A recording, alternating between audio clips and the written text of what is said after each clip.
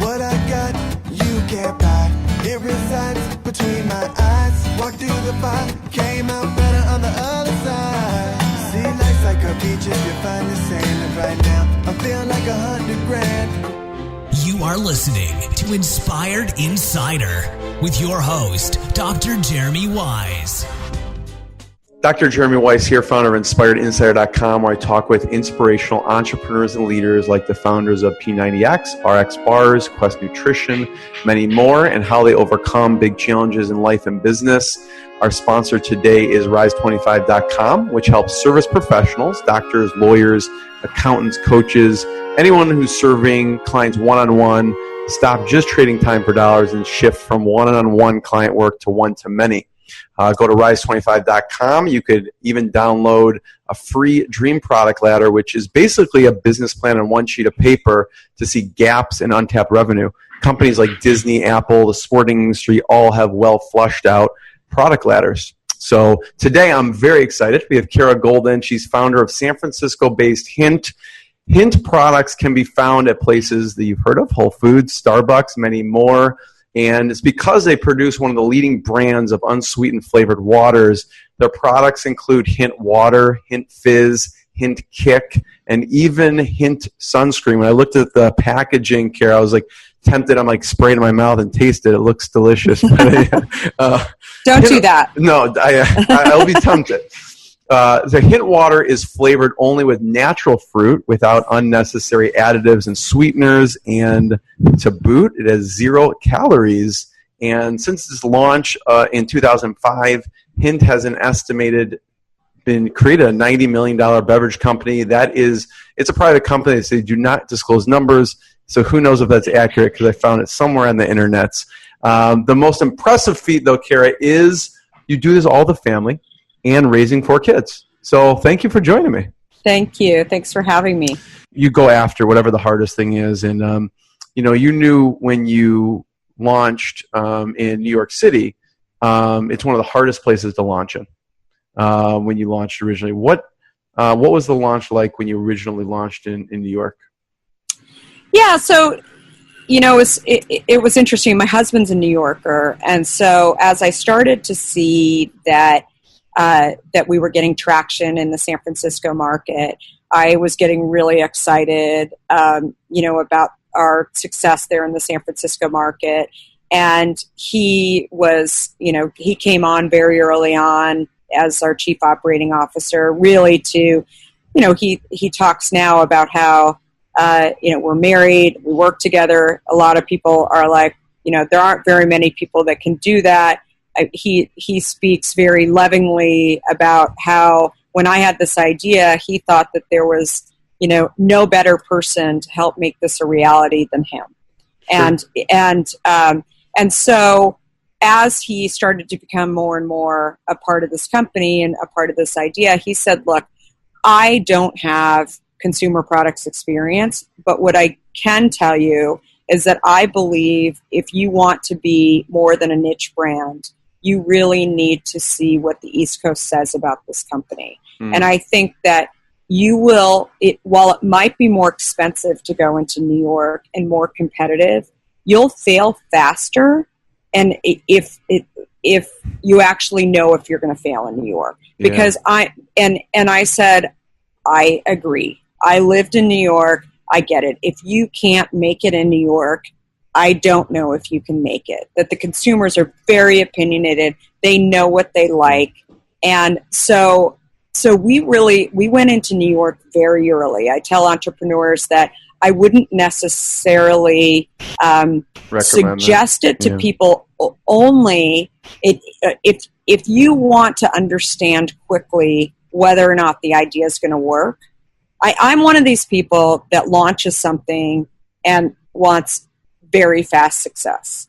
And so, but I also want to know, as you back up into it, if it were a failure, I would want to know why it was a failure. And we felt like by launching in New York, we would be able to say, okay, it's worked in San Francisco, it's worked in New York, now let's go, let's hit the gas and really fill in the rest of the country and really understand what else we're doing here. Because there's different marketing to New Yorkers. there's just a whole different way of doing business than in California. So I think health definitely was, people were starting to realize what I was speaking about 13 years ago. Not a lot, but it was, people more open to the idea of health. In New York, it was, there weren't as many people thinking that what I was talking about was important. So we launched it in New York and, with Whole Foods as well. And it was basically we learned a ton. I mean, I'll say this about the New York market, at least as it relates to food and beverage. It's more labor intensive. It's very competitive. I would say that if there are 100 beverages on the market in the Bay Area or Los Angeles, there's 1,000 beverages in New York City. And so it's, so you have to constantly be monitoring and watching it. And I think it's also being at the right events, getting it into the right people's hands and then, and really having a great tasting product, and then people will follow.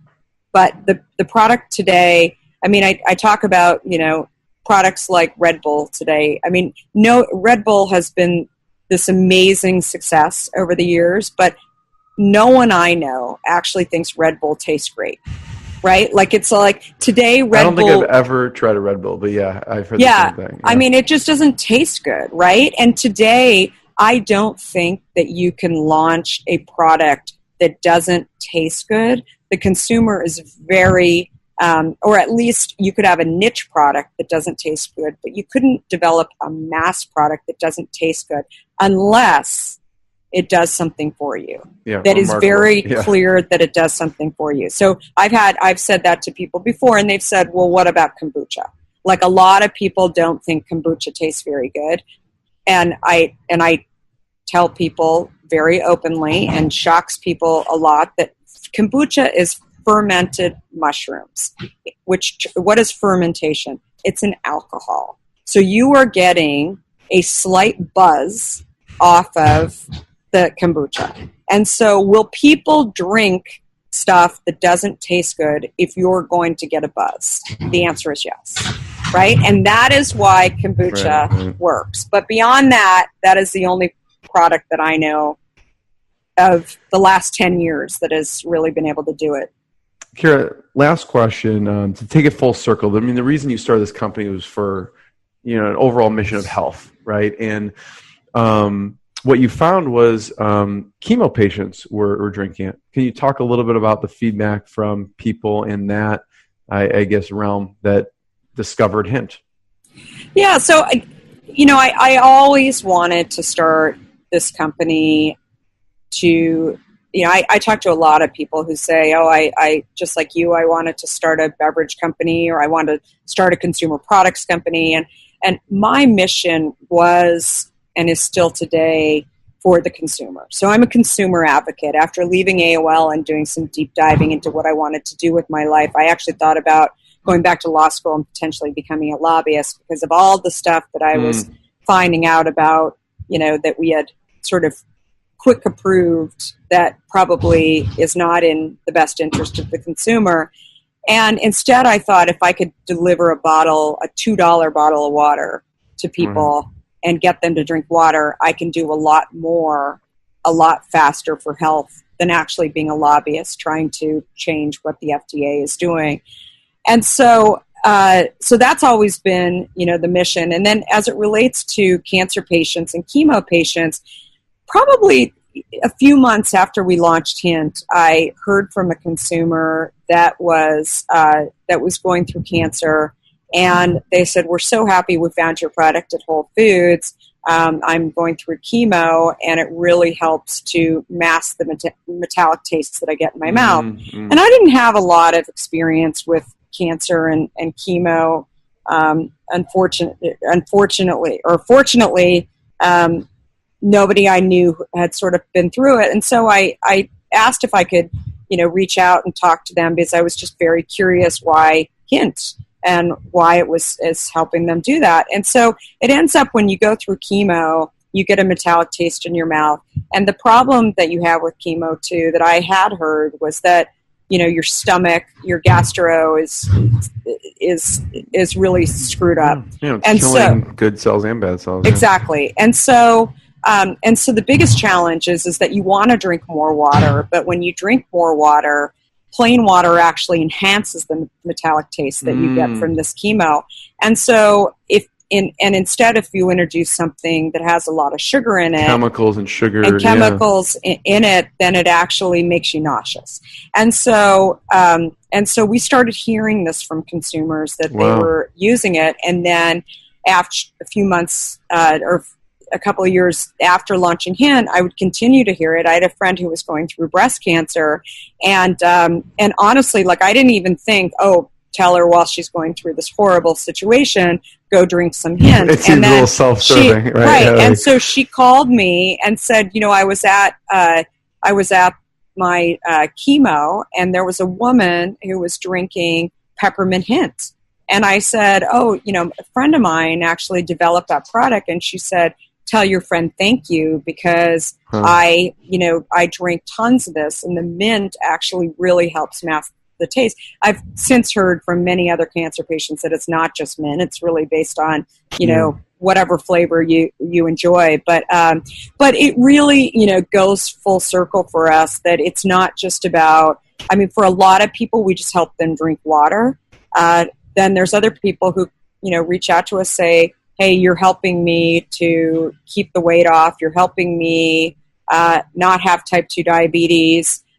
You're helping me get through cancer. You're helping me to really, enjoy food and healthy food as a whole. I think that's the biggest thing that we hear from consumers today, is that, if you go to the doctor like I did, and you're trying to lose weight, or you're trying to get healthier in some way, and, they say, shed 10 pounds, or stop drinking all that crap, or eating all that crap.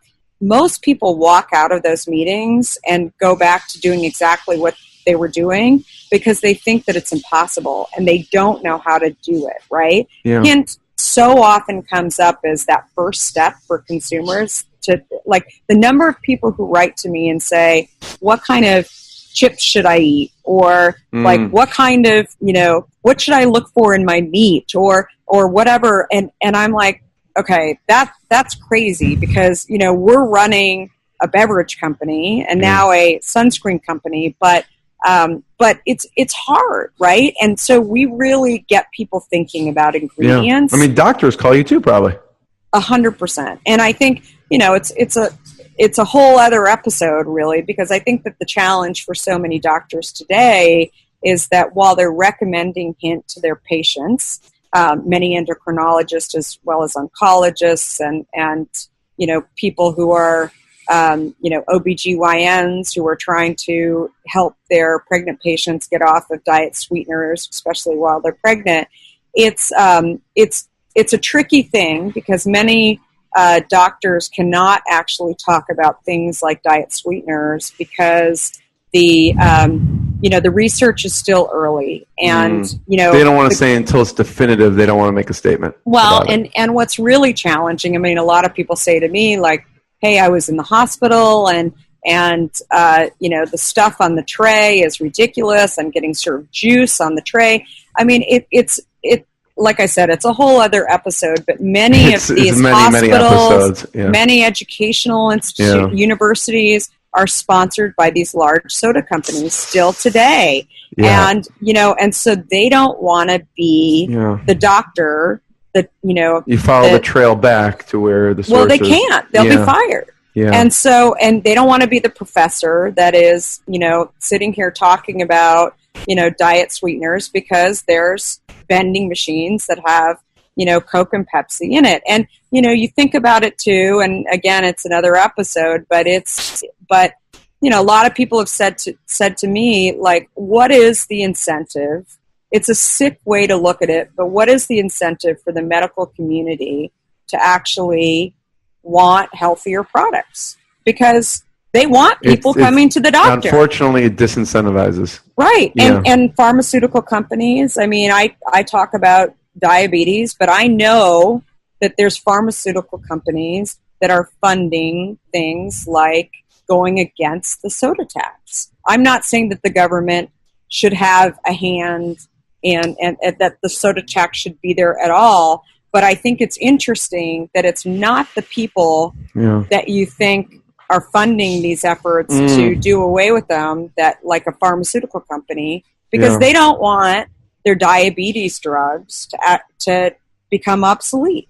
They like the fact that they're selling drugs to control type 2 diabetes. So it's not just the sugar industry. It's not just, the Monsantos and the obvious, characters out there. I mean, it's really, for us, I mean, we're an advocate for the consumer to create better health, but it's, I just tell consumers that it's tricky. So we also, you mentioned drinkhint.com. I mean, in addition to sort of trying to give consumers better information, we also sell products online because it's, while we're in many, many stores, it's also, as sugar and sweeteners are really becoming, really a target for the soda industry, they're doing whatever they can to get more shelf space, and they're paying millions and millions of dollars to maintain their share and be relevant. So, so we have a significant business going online where we ship beverages to sunscreen to consumers, and you can get on a subscription program as well. So anyway, it's exciting. There needs to be a Hint Netflix documentary about this. So I'm just going to put it out there for anyone listening. On this topic. I love it. But Kara, thank you so much. Thanks for your time. This is amazing. Everyone go to drinkhint.com, check out their products, their information, and thank you so much for listening. Thank you so much for having me. This is great. What I got, you can't buy. It resides between my eyes. Walked through the fire, came out better on the other side. See, life's like a beach if you find the sand. And right now, I feel like $100 grand.